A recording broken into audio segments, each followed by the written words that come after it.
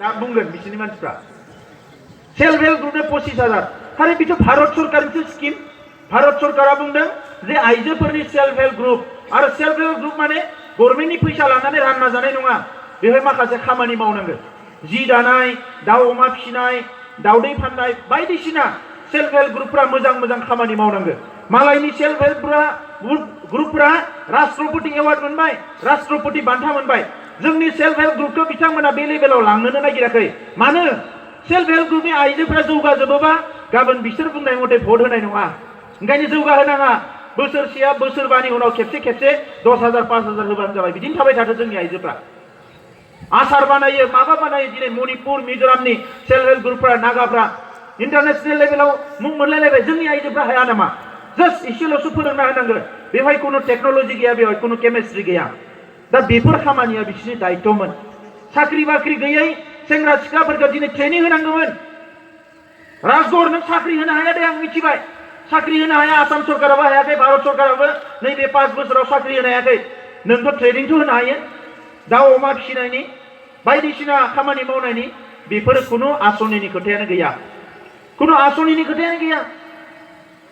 भारत सरकारा बुंदों 1 लाख करि सेल्फ हेल्प ग्रुपनो होनांगोन बिनि गेजेराव 25-30 हाजारा साबसिडि जागोन बाकिखिना लन जागोन 1 लाख थाखा मोनोबा आइजोफ्रा माला गावसोरनि गेजेराव सुद होनानै मा होनानै गोबां खामानि मावगोन बेखौ खालामाखै बिसोरो डाइरेक्ट इलेक्शननि थाखायल' सेल्फ हेल्प ग्रुपखौ बाहायदों बे आरो इलेक्शन खाथि फैबा हा राननो नागिरो जेराव जेराव फरेस्ट ओनसोल जै इलेक्शन खाथि फैबाय मेल मिटिं गानानै बुंनोसै एबार हले हाया राननोसै उनाव आरो गेजेर ससेयाव बिसोरनो न'खौबो सिफाय फैनोसै ओरैबायदिबाव धान्दाया मोजां नङा आरो बेबायदिनि थाखाय जों आन्दलन खालामदोंमोन नामा रायजोफोर बिनि थाखाय सिमलायावबो पुलिस मिलिटारिजों कख्लाबारियाव 15-20 बोसोर बुख्रिजाबाय नामा रायजोफ्रा बिनि थाखाय नोङो एसेबां सारा बड'लेण्डनि मानसिफ्रा खस्थ' मोननांबाय नामा बिनि थाखाय जोङो 5,000 सुबुङा जिउ गारनांबाय नामा माबा मोनसेथ' थानांगोन माबा मोनसेथ' गोजोननाय मोननांगोन दिनै मानो जों थाखा फैसा होआलासिनो लाख लाख मानसिया राजा लामायाव ओंखारफादों बिथांमोना बुंदों दिनै जोंखौ सिगिना लाबोनो फैसा होना लाबोनो उमुक लाबोनो थुमुक लाबोनो न' दरखार गैया रावबो बर' फिसानो सिगिनानै फैसा होनानै लाबोनो गोनां दरखार गैया मानोना जों बयबो बिदा फंबाय बिब' बिनानाव बड'लेण्डनि आन्दलना जों साफ्रोमबो बर' फिसानि दा बेवहाय जोंहा रावनोबो फैसा होनो गोनां गैया फैसाखौ गावसोरसो होयो मानो होयो गावसोर गियो नुजोब्बाय नामा रायजोफ्रा न'फ्रा फैदोंमोन बानायना होआखिसै ओंखायनो एसे खुगा मानसिदों होना दोननोसै नुबाय नामा रायजोफ्रा लामा बानायनायनि फैसा फैदोंमोन मोजां मावाखिसै ओंखायनो एसे बाहायना होनानैसै ना बेदर जाहोना दोननोसै सेंग्राफोरखौ नैबेबायदि दा जों मा लुबैदों बै सेंग्राफोरखौ गावसोरजोंनो था सोरजोंबानो था बे सेंग्राफोरनि थाखाय बिसोरनि पलिसिया मा लाइमोन जौगानायनि पलिसिया मा स्किमा मा प्रजेक्टआ मा बेखौ हाग्रामा महिलारिया बुं आं देग्लाय बोसोराव 10,000 लाइमोनफोरखौ ट्रेनिं होगोन बिटिसिखौ हगारना होथो बोसोरसेयाव आङो 10,000 लाइमोनफोरखौ ट्रेनिं होगोन आङो 10,000 लाइमोनफोरखौ दाउ अमा फिसिहोगोन आं आबाद मावहोगोन आरो नैबे 5 बोसोराव नङाबाबो 15 बोसोराव नंथाराबाबो 5 लाख एन्टारप्रेनार जों बरननो हागौमोन 5 लाख आरो दाउ अमा फिसिनायाव ना फिसिनायाव बोरमा फिसिनायावनो जोङो गुबुनाव नङाबाबो जोंहा हा हु दङ हाग्राबारि दङ गांसो दङ मोसौ फिसिनो हायो दाउ फिसिनो हायो बेजोंबो जोङो इन्टारनेशनेल मार्केटखौ जों लानो हागौमोन दासिमहालागै 15 बोसोराव खिन्थु बेथिं मेलेमानो गैया मेलेमा गुबुन साइडथिंसो लोंनांगो जानांगो हा हु बायनांगो हाया बायै अदालगुरि सहैबाय हा हु बायनांगो फरेनाव बेरायनांगो आरो फैनानै जोंखौ दोखो रायनांगो बेखिनिल' खामानिया नायदो दा बेखिनिजोंथ' जानाय नङा दिनै गावसोर गुबुनजों नङा आङोथ' लुबैदोंमोन एटलिस्ट बिपिएफआव थानाय मानसिफोरखौ बिथाङा मोजाङै अनथों जोथोन लाथों बिपिएफआव जुदि 50% बर' दङबा बेखिना एटलिस्ट धोनि जाथों खामानि दामानि मोनथों सेंग्राफ्रा आदर्श गोनां जाथों आं बेखौ लुबैदोंमोन लासैनो बिपिएफनि मानसिफ्रा जोंजोंसो फैजोब्बाय गैयालै आदामोन सारमोन बेजों गैया जाथिनि खोथाखौनो रायलायलिया होननानै दिनै बेवहाय एसे मोजां जाबाय अनित बसुमतारी इलेक्शनाव फैनायाव आं बेवहाय मिटिंआव लेक्सार होदोंमोन मानसिया बारा गैयामोन 600-700सो जागोन आरो बै बिल्डिं सानिफ्राय मोसा दिन्थिहरबाय थादोंमोन आङो दा दिनै मोसायाखै आं सानदों आखला एसे मोजां जाबोबाय जानांगोन जोङो जानांगोन आखला मोजां जानांगोन राजनिति खालामनाय माने सोरखौबा इनसाल्ट खालामनाय नङा रायजोफोर मिथिबाय राजनिति खालामनाय माने सोरखौबा इनसाल्ट खालामनाय नङा नांलाया नाया नांलायदों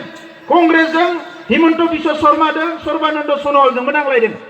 नाथाय नांलायनाया मोनसे लिमिट थायो नांलायनाया मोनसे स्टेन्डार्ड थायो गणतन्त्रआ जुद्ध नङा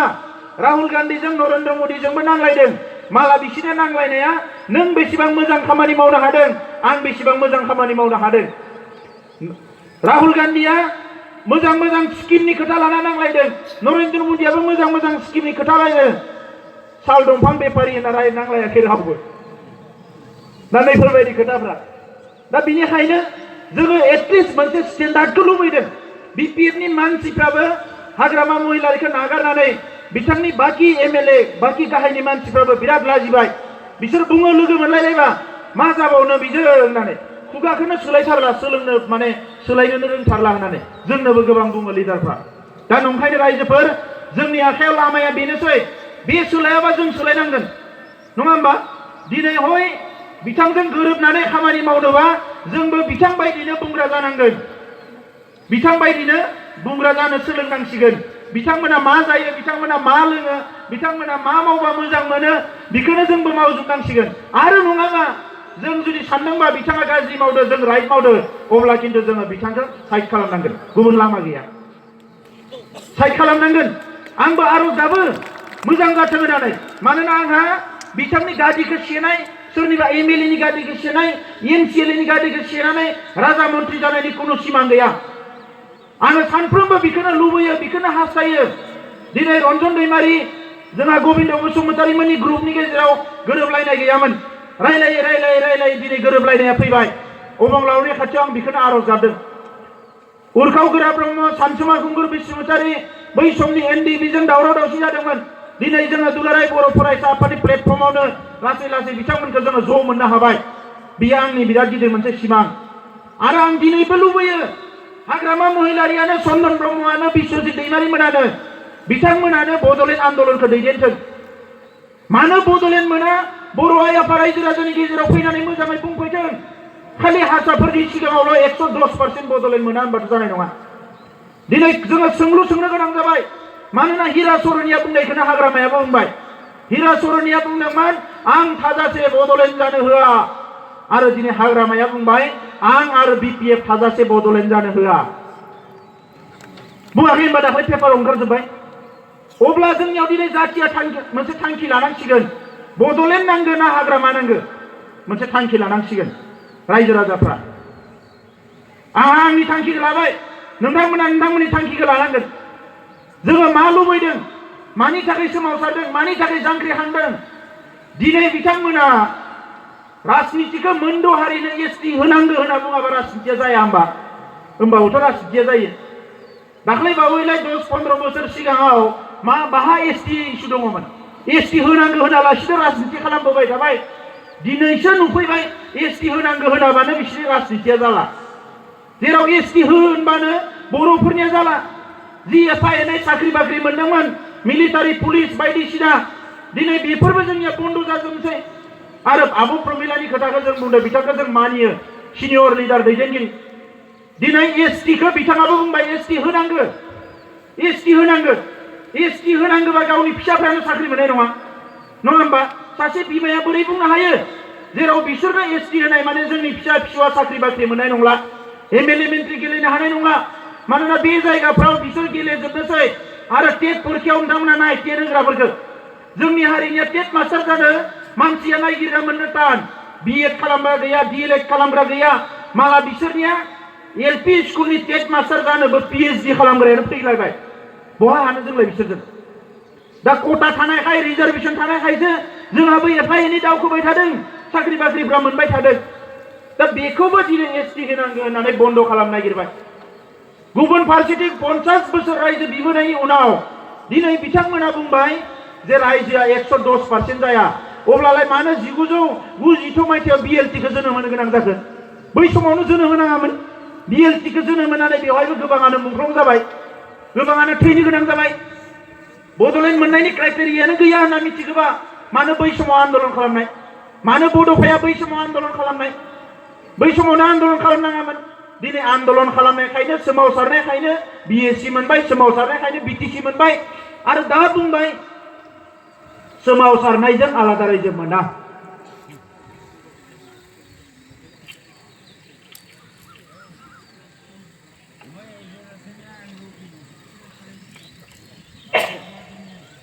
सोमावसारनायजों आलादा रायजो मोना दा बिनिख्रुइ दुखुनांथाव जेबो गैया रायजोफोर दा बिनिखायनो राजनिति खालामनाया जोंनि जेबो धान्दा नङा जोंनो मानसि नांगौ पार्लियामेन्टआव खोथा बुंनो मानसि नांगौ एसेम्ब्लियाव खोथा बुंनो राजा लामानि आन्दलनखौथ' जों रायजो राजायानो खालामगोन बड'लेण्ड मोननायनि लामाया मोनथाम एक नाम्बाराव जाबाय सोमावसारनाय आरो बेखौ बर'फ्रा जोबोद मोजाङै खालामबोदों मोनसे समाव सिलाइ दैनानै मा दैनानै आन्दलन खालामदोंमोन दिनै परिबेसा गैला सिलाइ दैनायनि हाग्रायाव थांनायनि जोङो राजा लामानि आन्दलन खालामबाय आरो राजा लामानि आन्दलनखौबो भारतबर्षआनो दिनै गनायथि होनो गोनां जाबाय भारतआव रावजोंबो रायलायाखै बर'फोरनि ग्रुपजोंसो रायलायनाय जादों आरो बेखौबो बिथांमोना बायो मानो रायलायनांगौ एबसुजों मानो रायलायनांगौ एनडिपिजों दाख्लै बावै राजनाथ सिंहजों लास्ट मिटिं जाबाय बेवहाय सोंबाय बिथांमोननि एमपिआ बुंदों जोंखौ जे थांनानै आथिङाव हमहैदों राजनाथ सिंहनि आथिङाव हमहैदों होननानै गावसोरलायनो गोदनाव गोबालायनानैसो सरकार माने लोगो जायोनो जोंहा आथिङाव हमहैदों आरो गेजेराव हाग्रामा महिलारिया बुंबाय दिल्लीयावलायनो जों थाङोबा लाल साहा लोंनो नांगौ ना बिस्कुट साहा लोंनो नांगौ बेखौ हाग्रामा महिलारियासो हम मिनिस्टार प्राइम मिनिस्टारफोरखौ बुंहरोनो अफिसारफोरखौ दा दिनै दिल्लीनि भारतनि प्राइम मिनिस्टार हम मिनिस्टार अफिसारफ्रा जुदि हाग्रामा महिलारिनि एसेबां लोगोबा बिनियाव सोंनानैसो जोंनो साहा होनांगौ ना दै होनांगौ बिस्कुट होनांगौ बेखौ डिसिसन लायोब्ला मानोथो दिनै बिथाङालाय बै हारिफोरनो एसटि बिनानै होनो हायाखै एसेबां दाख्लाय दाख्लाय बुंनानै मानो दिनैसिम बड'लेण्डखौ बिनानै होनो हायाखै बर'फोरनोलाय बर' जेंनाखौ मानो सुस्रांनानै होनो हायाखै दिनैलाय नैबे खोथाफोरखौ दिनै रायजो राजाफोरखौ थगायनाय गिदिर रायजोफोर बानसावनानै बायदिसिना बुंनानै थगायनाय गिदिर बिनिख्रुइ दुखुनांथाव जेबो गैया जों लुबैयाखै बिपिएफआ धंस जाथों जोङो कुनु दिन सानाखै जे बिथांमोननि एमएलए मन्त्रिफोरनि राजनिति जिबना धंस जाथों नाथाय मोनसे हारिया जेराव खौसे जानानै दाख्राय दाख्राय बिबाय थांना थानो थाखाय गावनि राव थुनलाइ हारिमु थामोन्था लानानै बेसेबांबा जुजिबोबाय बेबायदि मोनसे दाबिखौ मानो सानसेयावनो उल्थायनो नागिरदों मानो सानसेयावनो उल्थायनो नागिरदों सोर गुबुन हारिया दिनै बर' हारिनि अलखदनि समाव गसंगोन 2012 दावराव दावसि जाबाय मालाया खावसे जों खावसे टिभि मिडियाफ्राव नांलायनो मानसि गैया गुड्डा गुड्डि नांलायनो गोनां जाबाय जोङो बुंनो गोनां जाबाय जे जों जे उदखारि जाथि नङा बै समावथ' गावहाबो जेबो बुङा फिथा सोना लायो खुगायाव सिरि थायो 2012 दावराव दावसिया गुन्दुगुला बिराद बारा जाबाय फुङाव थांनानै बुङो बे दावराव दावसिखौ एनडिएफआ एस खालामदो गावनि मानसिखौनो आरो 2014 आदिबासिजों दावराव दावसि जाबाय दुबाइनिफ्राय फैनानै दिल्लीयाव बुंबाय आदिबासिनि न' सावग्राया बर' एबसुसो माबायदि नुहुरखो बे दुबाइनिफ्राय बेयाव न' सावग्राखौ जोंनो एबसुआनो आदिबासिजों रायलायनानै दावराव दावसिया दा जाथों होननानै जोंहा पाद्य आन्चलिक कमिटिया न' हाबनानै गामि गामि हाबनानै आदिबासिजों गोरोबलायनायनि खामानि मावबाय नैबे उल्था उल्था उल्था उल्था दा नंखायनो रायजोफोर जोंहा दिनै साननांगौनि सम फैबाय आङो बेबायदि गोरा गोरा खोथा बुंनो लुबैया बर' हारिया जोबोद नोरोम हारि अनलायनानै संसार जाग्रा हारि ब्रिटिशनि समनिफ्राय जेसेबां जारिमिनगिरि लिरगिरि बयबो बुंलांदों बर' हारिया जोबोद अनसुला हारि थगायनो रोङा बे हारिया रावजोंबो थगायजाया माने मा होनो बयजोंबो थगायजायो नाथाय गाव थगायनो रोङा सोबख' जाग्रा नासय जाग्रा हारि होननानैनो दिनै जोङो सोमावसारनानै माने 50 बोसोराव गोबां मानसि थैबाय रायजोफोर दा नंखायनो दिनै बियो मोनसे सुस्रांजानायनि लामायाव बिथाङा बुंदों जों लायनो बड'लेण्ड बिनानै मेम'रेन्डाम होआखैनो माबा माबिसो बिदोंनो बिथाङा मा मावदों होनबालाय जों जुदि बियाखैनोबा बड'लेण्ड नोंथाङा बिहैना नोंथाङा मानो बिखौबो मावाखैलाय गावहा मावाखै मालायखौ बुंहरो खिनाया लाजियो नुनाया लाजिया होननाय बायदि गावहा जेबोनो मावाखै मालायखौसो बुंहरगासिनो दङ नों मावाखै नों मावाखै नों मावाखै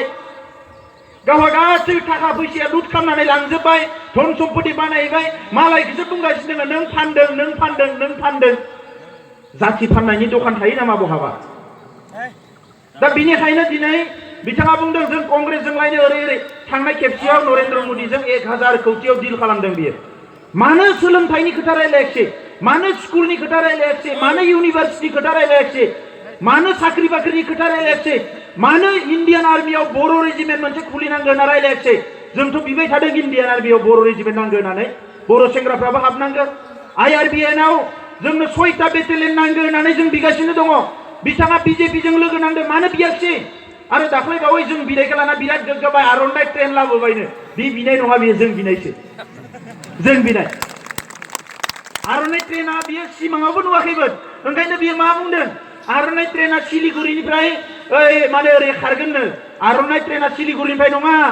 आर'नाइ ट्रेनखौ जों बिदों आसामनिफ्राय बड'लेण्डनि बिखा गेजेरजों दिल्लीसिम खारनाय ट्रेन जानांगोन होननानै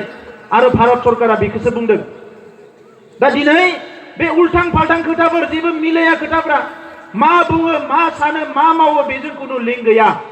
दा नंखायनो रायजोफोर सोलायनायनि सम जाबाय नोंथांमोना गामि गामि रायलाय गाबोन समफोर इलेक्सन खाथि फैनाय लोगो लोगोनो बिथांमोना गोसोआ आरो आलादा नेनानै दोनखायो बर'फोरखौ गाबोन समफोर सेल्फ हेल्प ग्रुपनो फैसा एसे होबानो जागोन आरो बांद्रायबा एसे सिगिबानो जागोन बेबायदि नेनानै दंबाय थायो दा नंखायनो रायजोफोर बे सिगि सिथ' खालामनाय लावथि थखन लानाय बेबायदि परिबेस गैला दिनै बयबो शान्ति लुबैदों अशान्ति खालामोबा गावनि मानसिजोंबो गाज्रि मोनजागोन मालाय हारिजोंबो गाज्रि मोनजागोन ओंखायनो दिनै लावथि थखन थांगोन लानानै राजनिति खालामनायनि परिबेस गैला थाखा फैसा होनानै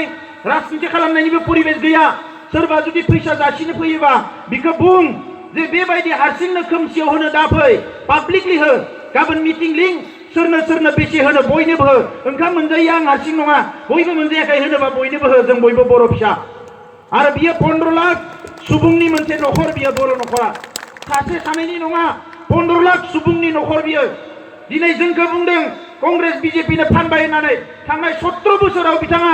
बड'लेण्डनि बाहेरनि बर'फोरखौ एखमबा कंग्रेसनो होयो एखमबा BJPनो होयो जायनिफ्राय फैसा मोनो बेनोनो होयो दिनैसिम कार्बि आंलंनि इस्युखौबो मावनानै होनो हायाखै